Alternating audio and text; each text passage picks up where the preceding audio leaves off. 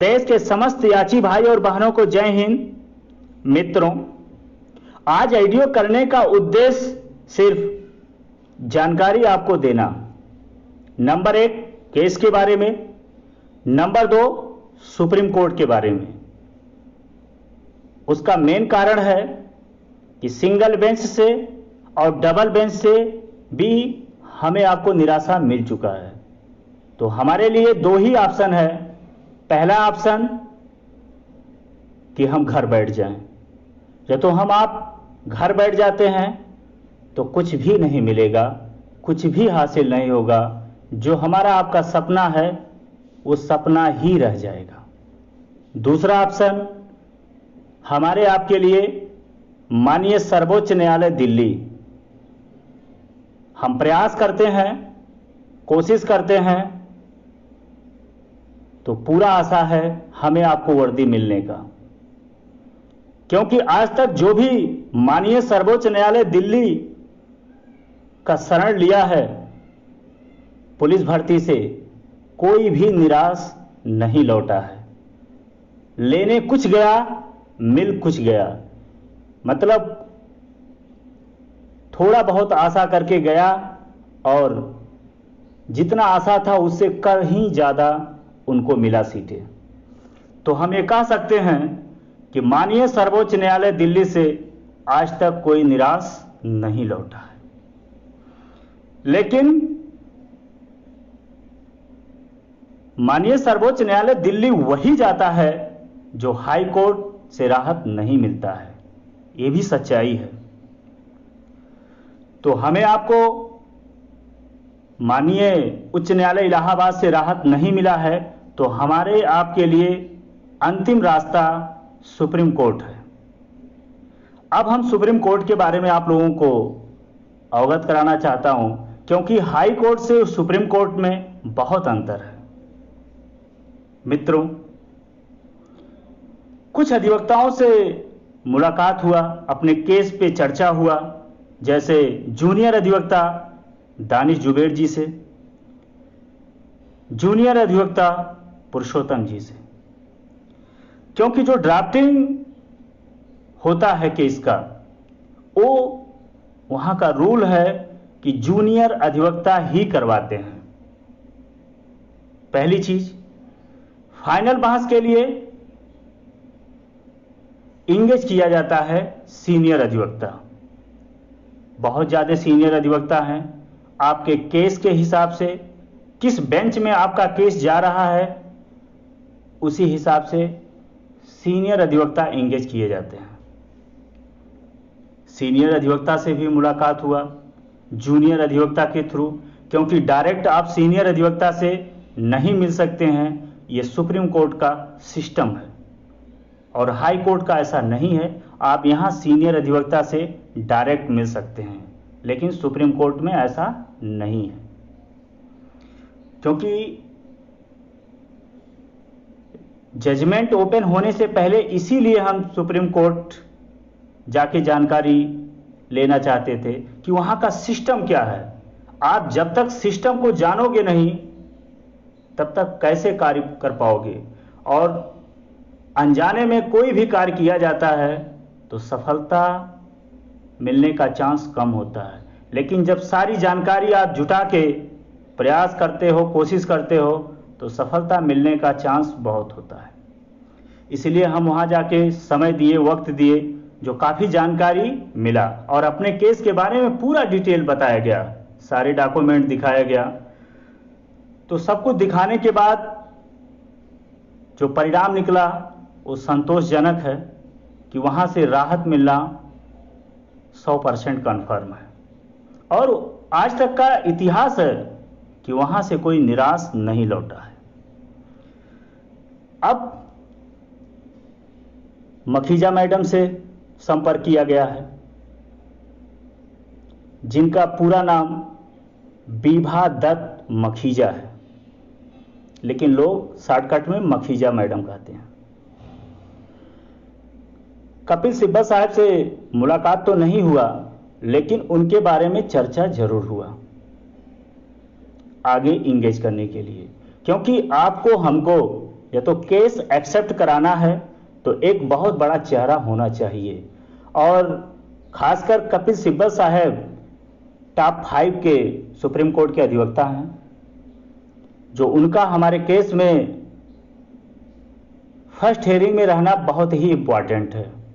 बाकी विभा दत्त मखीजा जी को हम लोग, क्योंकि वो पुलिस का कोई भी मैटर हो उसमें उनका बहुत योगदान रहता है केस को जिताने के लिए, तो वो तो हमारे केस में रहेंगी।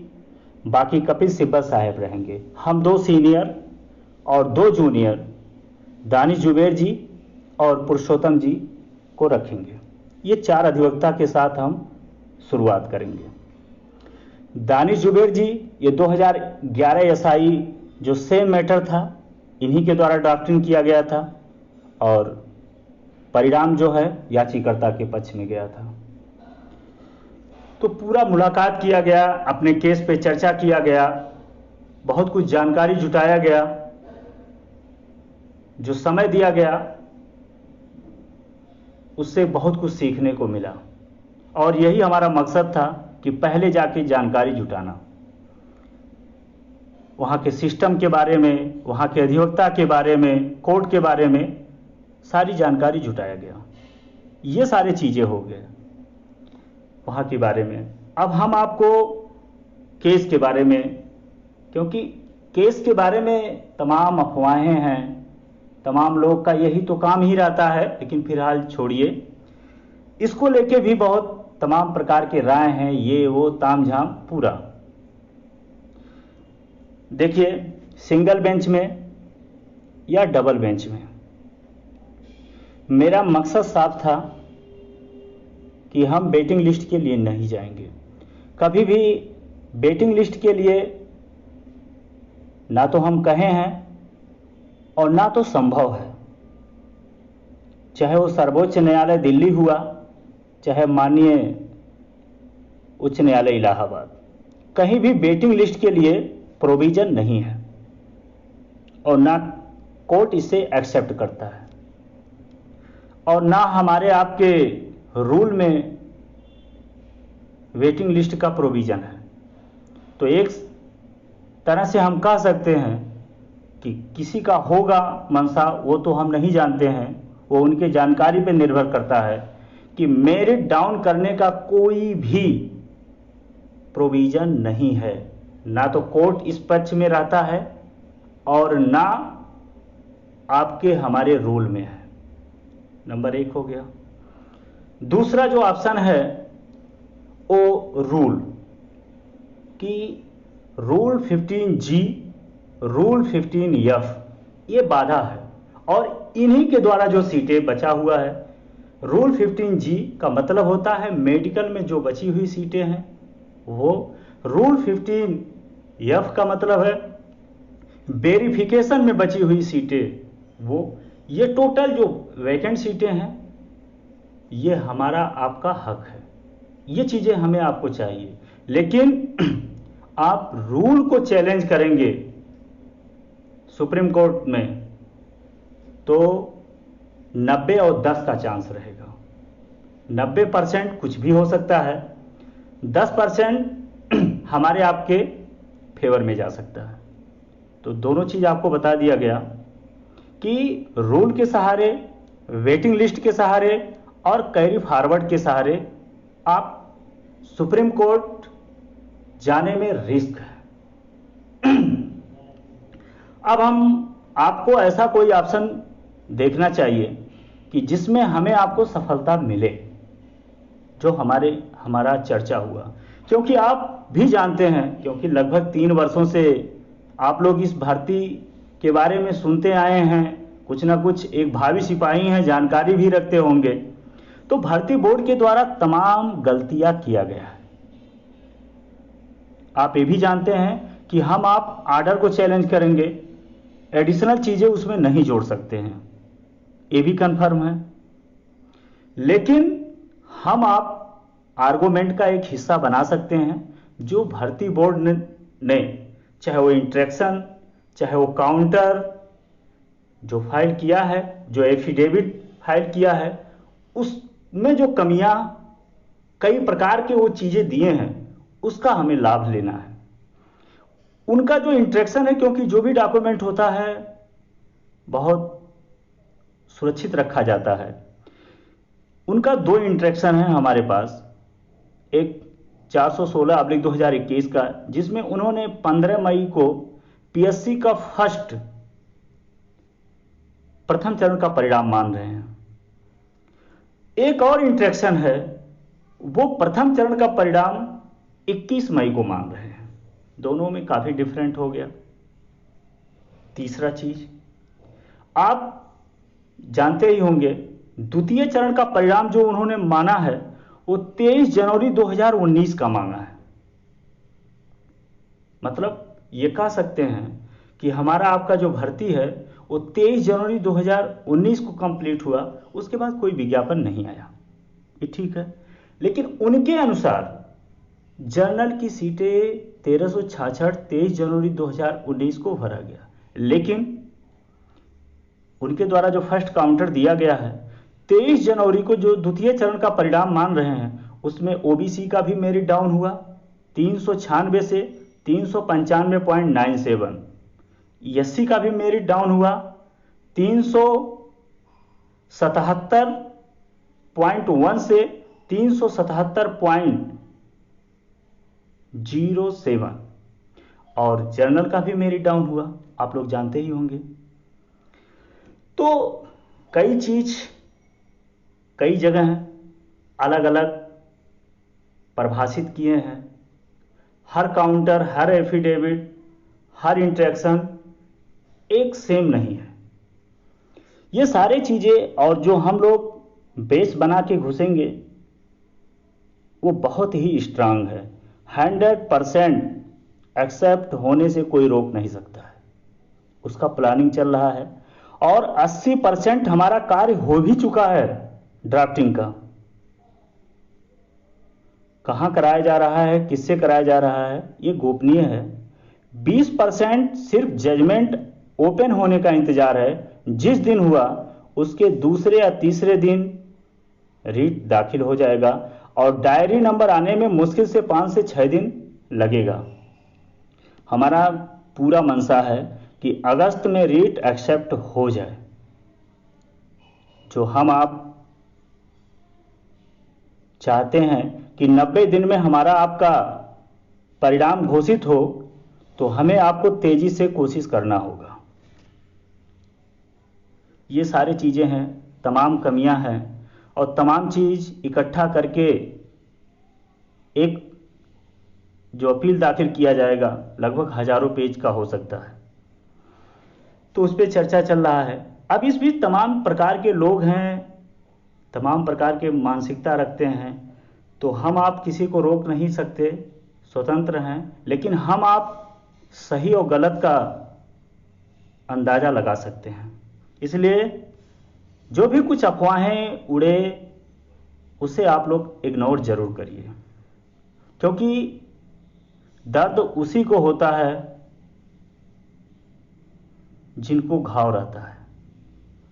मित्रों, प्रयास तो इतना किया गया था डबल बेंच में कि आपसे शब्दों से हम व्यक्त नहीं कर सकते हैं। जजमेंट आने दीजिए, कोई छोटा मोटा जजमेंट नहीं रहेगा। अपने अधिवक्ता को इतना ब्रीफ किया गया था, सारी बातें इतना बताया गया था कि आपको हम कह नहीं सकते।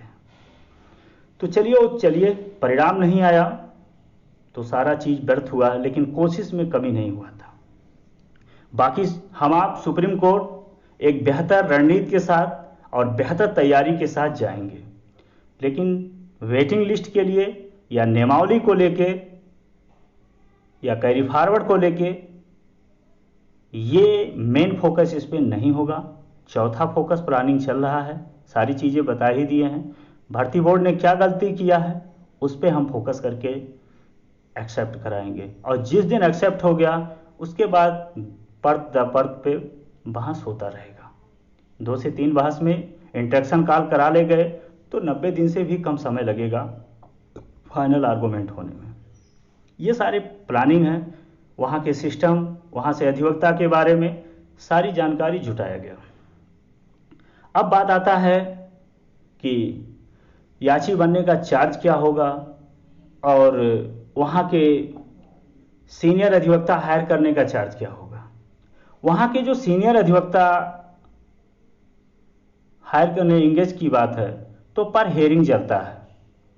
ऐसा नहीं है कि एक बार आप पैसा दे दो तो लगातार बहस करते रहेंगे जब तक आपका केस समाप्त नहीं हो जाता। ये सिस्टम हाई कोर्ट में है लेकिन सुप्रीम कोर्ट में नहीं है। वहाँ जो डेट लगता है 100% बहस होगा, चाहे कम हो या बेसी हो, और अधिवक्ता को आपको पैसा देना पड़ेगा। कोर्ट के हिसाब से आपको इंगेज करना पड़ता है सीनियर, किस कोर्ट में कौन बेहतर सीनियर है, किसका चलता है। ये सिस्टम है सुप्रीम कोर्ट का। तो हम आप मखीजा मैडम के साथ जाएंगे जिनका मिनिमम फीस 1.5 लाख से 2 लाख है पर हेयरिंग। दूसरा कपिल सिब्बल साहब का मिनिमम फीस 4.5 से 5 लाख रुपया है पर हेयरिंग। मतलब फर्स्ट हेयरिंग में लगभग 6 से 7 लाख रुपया सीनियर इंगेज करने में लग सकता है। अब दूसरी बात, जो रीट दाखिल होगा, क्योंकि सुप्रीम कोर्ट है, यहाँ कुछ भी संभव है, कुछ भी परिणाम आ सकता है। रहेगा तो याचिकाकर्ता के फेवर में, इसमें दो राय नहीं है। लेकिन यहाँ जो हाई कोर्ट का था कि हम कुछ नहीं कर सकते हैं, संवेदना आपके साथ है, ऐसा वहाँ कुछ नहीं है। वहाँ तो पूरे भारत का केस आता है, पूरे प्रदेश का नियमावली जानते हैं, पूरे भारत का समस्या आता है। तो ऐसा कुछ वहाँ होने वाला नहीं है।